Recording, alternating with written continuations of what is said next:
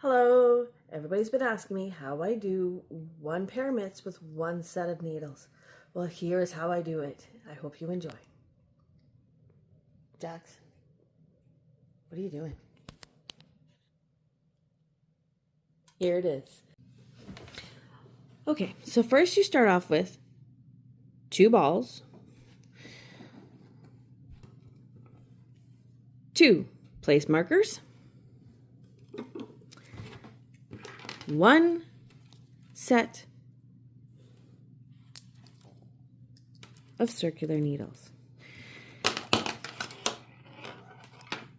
I use the super long one because once you get to the thumbs, it gets a little snug. The space is a little small, so the longer the cable, the better. So, depending on how many stitches, how big of a mitt size-wise you are making, you're going to want to split the amount of stitches in total in half. So, let's say I'm making 36 stitches. 36 stitches on each mitt. So 36 divided by 2, 18. So I cast on, take the first ball, cast on the first 18 stitches. I prefer this cast on because it's a little easier and it also gives you the first stitch. 2,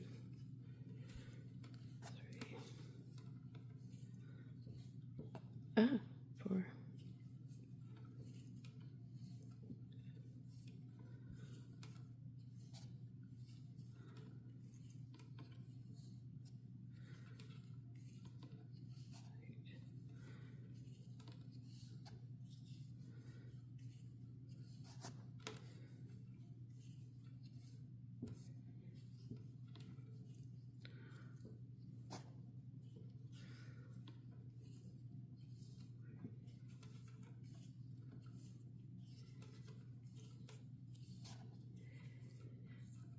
Sixteen,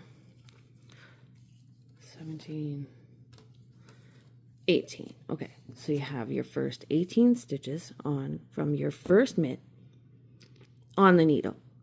Slide that down. Now, grab your other ball.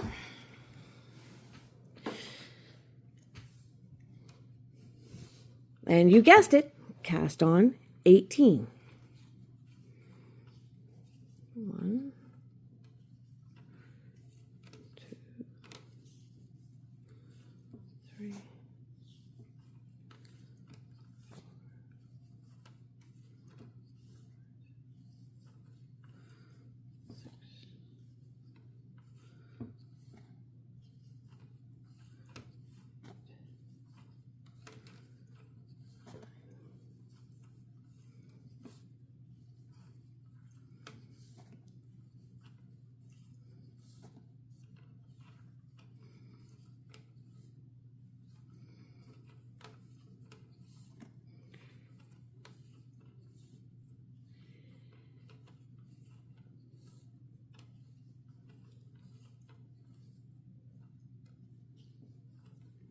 18. There you go. Now, here's what you do different. You take your place marker, you place it. Now you do your other 18. 2, 3, 4,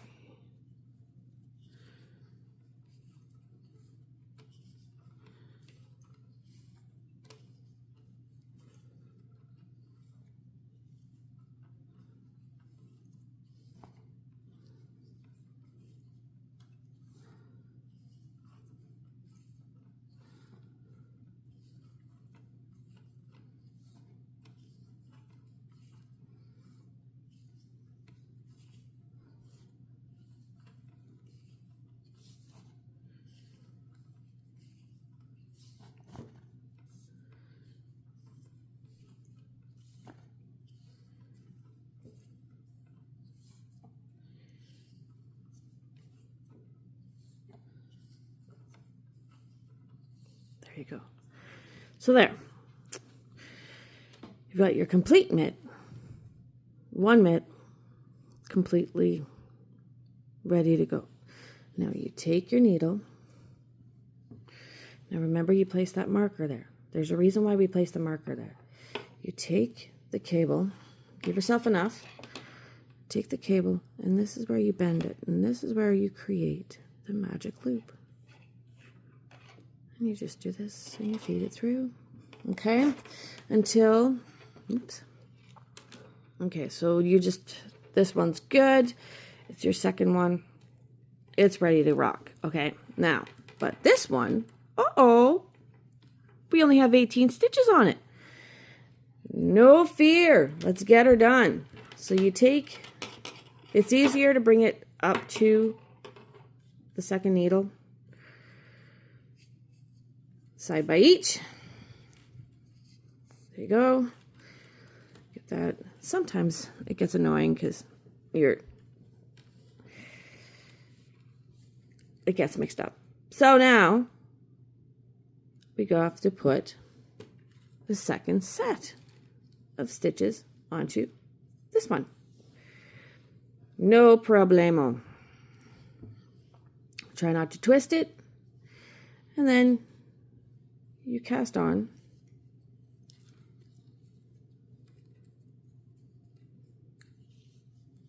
the other 18.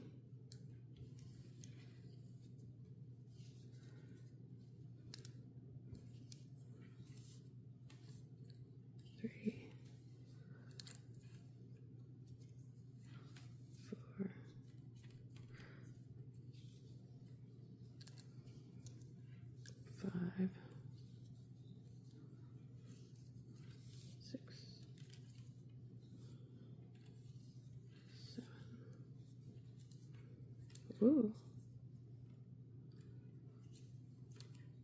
8.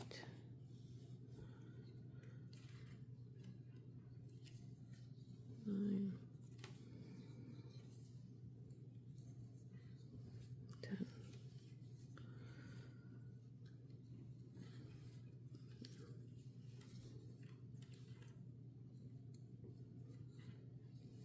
12.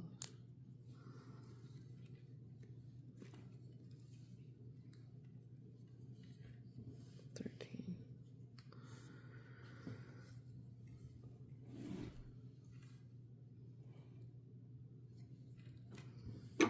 14. This is a little tricky.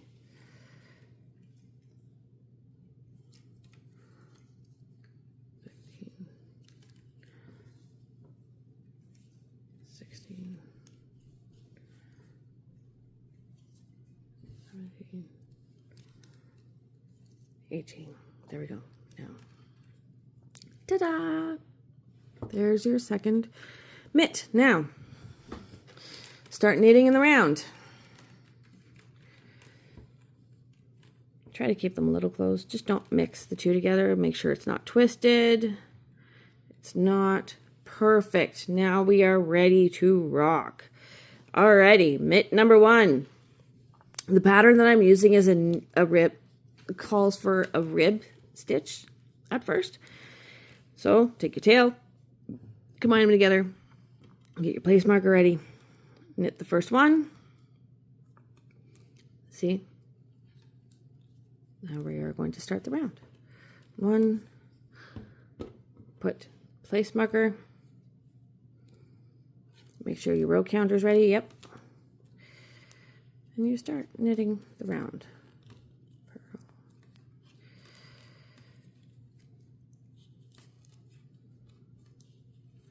I started knitting when I think I was about 8 years old when my grandma taught me how to knit. And there's some things when you're growing up that you will never forget. And both my grandmothers knit. And they knit very well, actually. There's one thing that I loved and appreciated what they knitted for me. And I actually have not learned how to do that yet, but I will, is to knit a sweater. I have loved the warm knitted sweaters that they made me. when I was growing up, because I used to love to go out skating in the winter, and I would put on my put a couple of shirts on first underneath, but I would put on my warm wool sweater and I would go out skating, skating.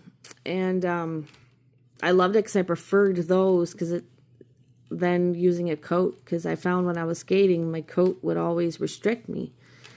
And whereas with a knitted sweater, I never did. I was never restricted. But I appreciate, like, every Christmas I was looking forward to a new knitted sweater. And every year one of them would knit me one. And it was, I don't know where they went. I did have one for the longest time, and I don't know. I think it actually disappeared. So that is certainly one of the things that are on my bucket list to learn on how to make, for sure. Now your marker is over here still for this one. You're on to the second one. Make sure that you don't accidentally use the same ball as this one, which is why I am really I use my knitting bag a lot, and also so Jax doesn't run after the balls, because he has a tendency of doing that on me. So again, knit to the rib, get it around. So yeah, if Grandma, you're watching this video, just know I really appreciate everything that you taught me in knitting. Everything has stuck with me, and it's definitely a pastime that I very much enjoy doing, and I'm very grateful for it. And Mamaire too, you taught me how to do some stuff too with knitting. If you're listening, I appreciate you and thank you. They're both still alive, actually. I'm very grateful for that both my grandmothers are still alive. One is 90, excuse me, and the other one is 93.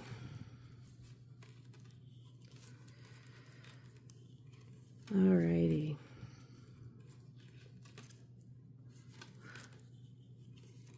So now we are just about done the first half of these mitts.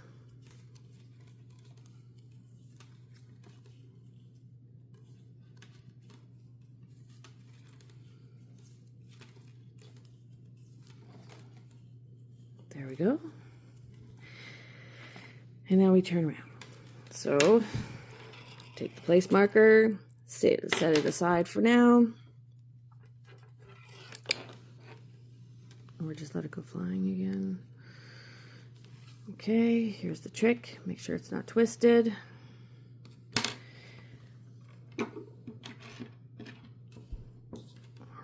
Now that's the end of my tail. I try to let the tail go. I go as far as I can with the tail, so that way it's properly in, so it doesn't unravel or anything.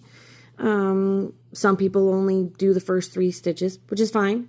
So my last stitch here was let me look, was it a purl?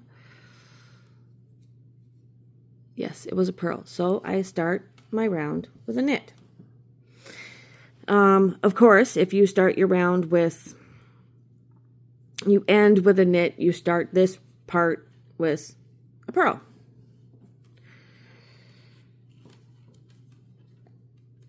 Okay.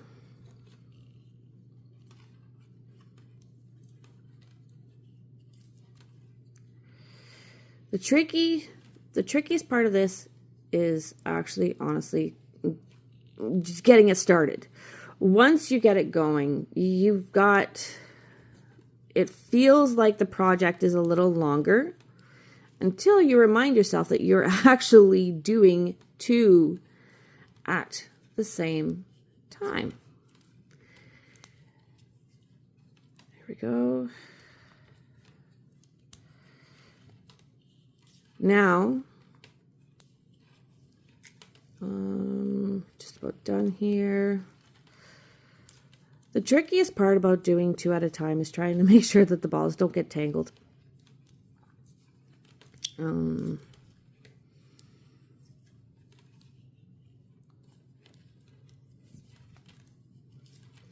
Keep the strength when you're pulling the yarn. Keep it consistent, so that way you don't end up with any holes when you're knitting. That's a huge thing. Or some people will tug too hard when they're going from one to the other. And voila, here's the second one. Oh, that's a really long tail on that one. Okay. There we go.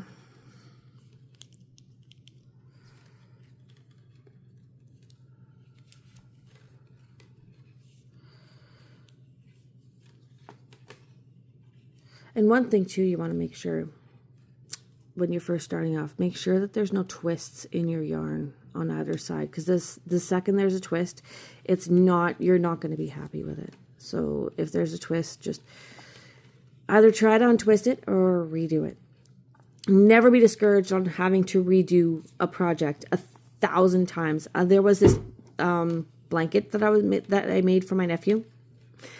The pattern was gorgeous. I love the pattern, but I would start it and then I would get about 2 inches of the blanket done, 3 inches of the blanket done, and then I would drop a stitch. And I would have to restart it from scratch because I did not know how to reverse.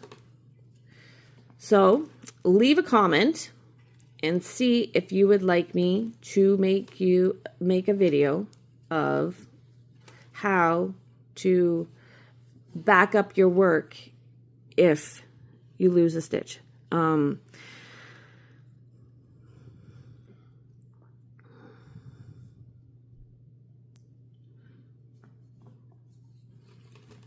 It can be discouraging, but it happens to the best of us. Even like I find when I'm doing something thin, like a pair of socks, the needles are so small because I use the smaller. It happens. Like, don't let that discourage you.